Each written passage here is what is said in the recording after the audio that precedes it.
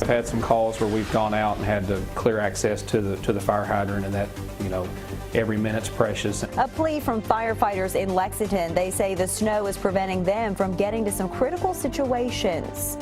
There's no break in sight for road crews in Kentucky. They're working to treat the roads before another winter storm rolls into the area. Here we go again, another powerhouse of a winter storm to impact the Bluegrass State. I'm tracking the potential for significant snow and ice coming up. Tracking, alerting, protecting. This is WKYT News at 6. Good evening. We made it to Friday, another bitterly cold day here in the Bluegrass. The extreme cold shattered records across the state yet again. But we are not out of the woods yet. We are tracking a new winter storm that could bring snow, sleet, and freezing rain.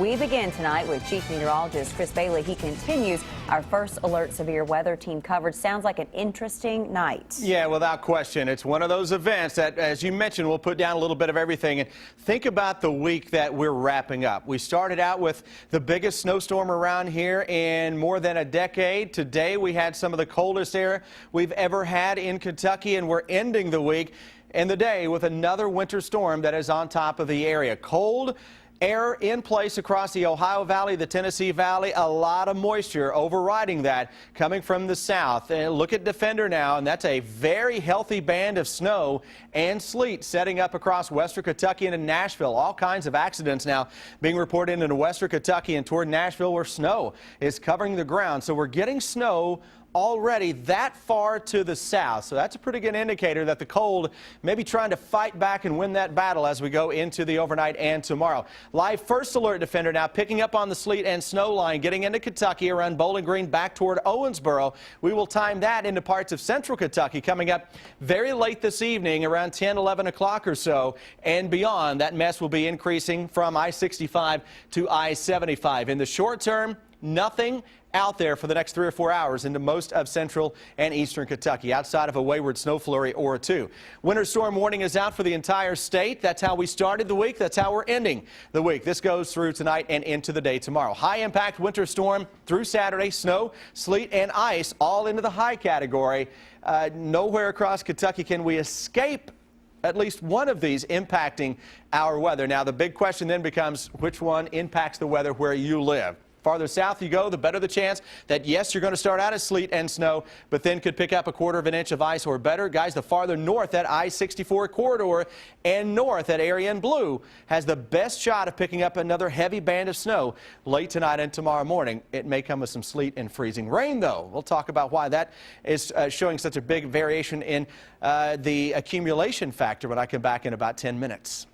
All right, Chris, thank you. We'll see you then. Road crews are in a race against the clock to pre-treat roads before this next round hits. Now, they have been working all week to clear the snow, but by this time tomorrow, those roads will probably be covered again. Our Kristen Kennedy continues our weather team coverage in downtown Lexington. She talked to crews in Lexington about how they're getting ready for the busy weekend ahead. And it's a shame they don't get a break this weekend, Kristen. It is a shame. I don't think any of us are getting a break this weekend from the weather. Those road crews are preparing for another long night. They are filling up their trucks with salt because once the snow starts falling again, they are going to focus on roads like right here on Main Street. They're going to focus on a lot of downtown roads, those priority roads. But until then, until the snow starts falling, they are still working on those what we call non-priority roads, those neighborhood roads, just trying to get them as clear as they possibly can, because once the snow hits, they do have to start going on priority roads. They really need to start cleaning those and focusing all their energy and all their crews on those roads here in Lexington, the roads that are most driven on. The night crews do come in at 8 o'clock tonight, and they're going to work 12 hours straight. The contractors and all of our crews in water quality and streets and roads, we have some help from parks personnel. You know, we're out in the neighborhoods, so a lot of people that haven't seen us to date, or there's some folks that haven't seen a snowplow ever, are seeing some activity today. Now, once those priority one roads are clear, they will start to focus once again on those smaller roads, on roads that are less traveled, that are possibly in neighborhoods in Lexington. For now, we're live downtown. Kristen Kennedy, WKYT. Thank you, Kristen. Bridges, hills, and intersections are given special priority and will be monitored throughout tonight. Well, despite the extremely cold temperatures and snow, Kentucky fans are battling the elements to watch the Cats take on Auburn tomorrow. UK Athletics says the game is still scheduled for tomorrow at 7. They're encouraging fans to get there early since parking will be limited because of all the snow. They're also warning people to watch out for icy sidewalks. As you can imagine, road crews have gone through a lot of salt this week, but crews in Laurel County tell us they will have enough for the weekend. Phil Pendleton continues our weather team coverage from London. He talked to crews about how they're preparing for this next storm. This is where the Laurel County Road Department keeps all of their salt. Now, when they started this winter, they had 1,200 ton, and this 1 week alone, they've gone through 900 ton. Now, the good news is they have 400 more ton of salt on the way. They say they're going to have enough for this next winter event as well. We've got chains ordered to put on the vehicles if it does get to be ice. And it's so froze so hard now the truck's kind of having trouble scratching it. And we went ahead and leased another new Caterpillar grader. So we got 2 graders out with chains on them. Well, the road department supervisor tells me that the men that drive these trucks have been working 12 to 15-hour shifts. It looks like that their job load is not going to get easier anytime soon. In Laurel County, Phil Pendleton, WKYT.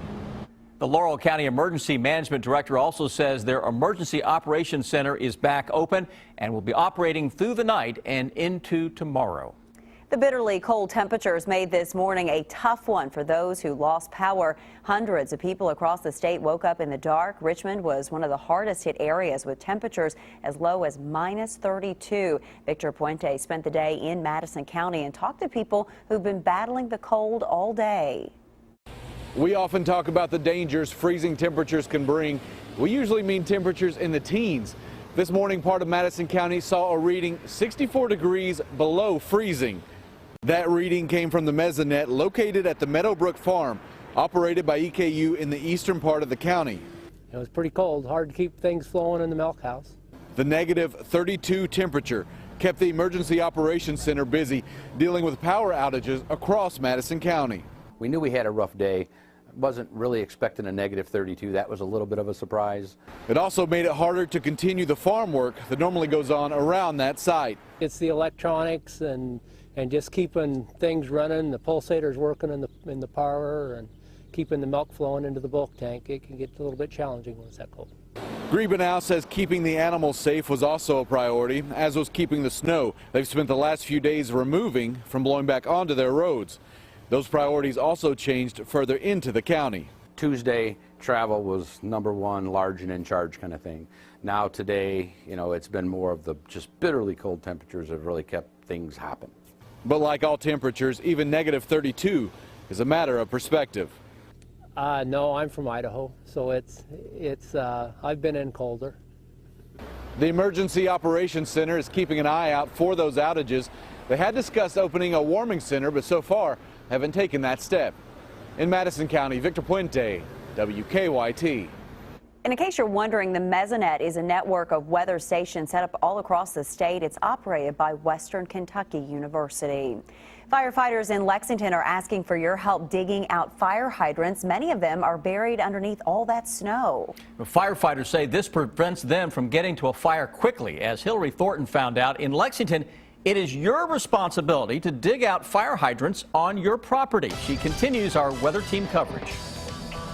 The work does not stop for firefighters during the winter storm. Still out there responding 24/7. But the snow is causing problems for them, particularly when they go to connect to a water source. I've had some calls where we've gone out and had to clear access to the fire hydrant, and that, every minute's precious. In Lexington, firefighters rely on residents to keep hydrants clear. That is why now with the city covered in several inches of snow, and it especially piling up along the roadways after being plowed, Lexington Fire Department officials are asking folks to take a few minutes when they're shoveling their driveways and sidewalks to also dig out their fire hydrants. If they're out shoveling, we want them to shovel a 3-foot area around the fire hydrant.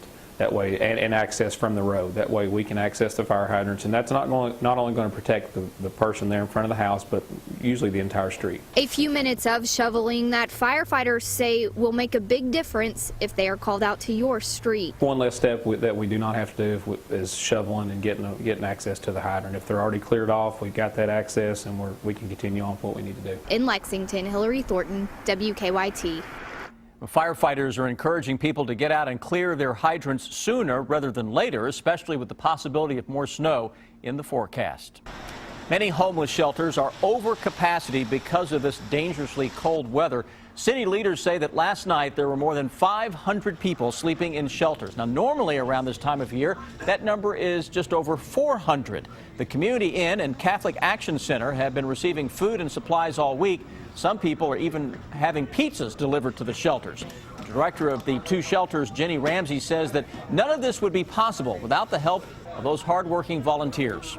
Our staff and our core volunteers are amazing. I can't say enough about them. Without them, we couldn't be doing this. They are continuing to give their time and effort. We have some substitute folks that are going to be able to come in and make a little relief this weekend so that everybody can be totally renewed to start on Monday, continuing to serve our folks. And they're still asking for donations. As of now, the Catholic Action Center and the Community Inn will be open 24 hours a day until Wednesday. And we are going to be here with you all weekend to track this latest winter storm. In addition to updates overnight, Bill Bryant, Rebecca Smith, meteorologist Jim Caldwell, Mike Linden, and our team in the field, they're going to have special edition of WKYT this morning beginning at 6. If you are away from the TV, we can still help you track the winter storm. You can download the WKYT app for your iPad or your smartphone. It will connect you to weather tools, including our live radar. Central Kentucky community is making it their mission to help those in need. Coming up, how they are helping parents who are having a tough time dealing with all this snow. Snow and sleet increasing on live first alert defender across the western part of Kentucky. Already a report of 1 inch of sleet near the Paducah area. We'll time it all into central and eastern Kentucky in just a moment.